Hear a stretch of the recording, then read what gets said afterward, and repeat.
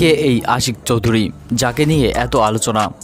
অজানাকে জানা আর অসম্ভবকে সম্ভব করা তীব্র বাসনা থেকে মানুষের মধ্যে, তবে সেই বাসনাটা কারো মধ্যে একটু বেশি প্রবল, যার একটি বড় দৃষ্টান্ত বাংলাদেশের আশিক চৌধুরী।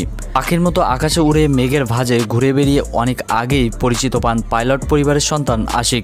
পেশায় ব্যাংকার হলেও রপ্ত করেন বিমান চালানো। অন্তত অর্ধশতবার ঝাঁপ দেন 1000 ফুট উচ্চতার বিমান থেকে। অর্জন করেছেন স্কাই ডাইভারের সার্টিফিকেটও। এর মধ্যে প্রায় 42,000 ফুট উঁচুতে উড়ে যাওয়া বিমান থেকে শূন্যে লাফ দিয়ে Guinness book of world record ঠাঁই করে নেন তিনি। এসব কিছু ছাপিয়ে নতুন করে অন্য কারণে আশিক চৌধুরীর নাম সামনে এসেছে। গত সেপ্টেম্বরে বিডার নির্বাহী চেয়ারম্যান হিসেবে নিয়োগ পান আশিক চৌধুরী।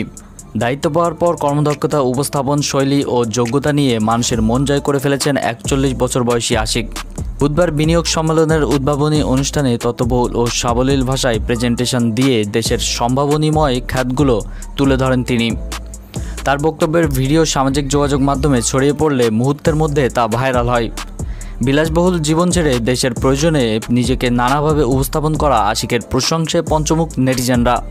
আশিক চৌধুরীকে নিয়ে জানার আগ্রহ বেড়ে যায় সামাজিক মাধ্যমে ব্যবহারকারীদের। কে সেই আশিক চৌধুরী? চাঁদপুরে জন্ম আশিক চৌধুরীর, তবে বাবার পোস্টিংয়ের কারণে শৈশব কাটে যশোরে। স্কুল কলেজের পাঠ চুকিয়ে সিলেট ক্যাডেট কলেজে এসেছেন। এইচএসসি পাশ করে ভর্তি হন ঢাকা বিশ্ববিদ্যালয়ের ব্যবসা প্রশাসন ইনস্টিটিউটে। ব্রিটিশ আমেরিকান টোবাকো আঞ্চলিক অফিসার হিসেবে যোগ দেওয়ার মধ্য দিয়ে 2007 সালের ফেব্রুয়ারি মাসে কর্মজীবন শুরু করেন আশিক চৌধুরী।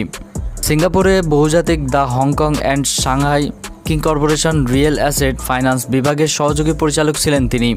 ছাত্র জনতার অভ্যুত্থানে শেখ হাসিনা সরকারের পতনের পর 2024 সালের সেপ্টেম্বরে বাংলাদেশ বিনিয়োগ উন্নয়ন কর্তৃপক্ষের নির্বাহী চেয়ারম্যান হিসেবে নিয়োগ পান আশিক। কর্মজীবনে তিনি ছুটির সময়ে যেতেন রোমাঞ্চের টানে। 2011 সালে পড়তে যান যুক্তরাষ্ট্রে। সেখানে 2012 সালে 19 সেপ্টেম্বর প্রথম স্কাই ডাইভিং করেন তিনি। আশিক চৌধুরী যুক্তরাজ্যে 1 বছর প্রশিক্ষণ নেওয়ার পর প্রাইভেট পাইলট হিসেবে লাইসেন্স প্রাপ্ত হন। তো ভিউয়ার্স, আমাদের আজকের আয়োজন এই পর্যন্তই। ধন্যবাদ সকলকে।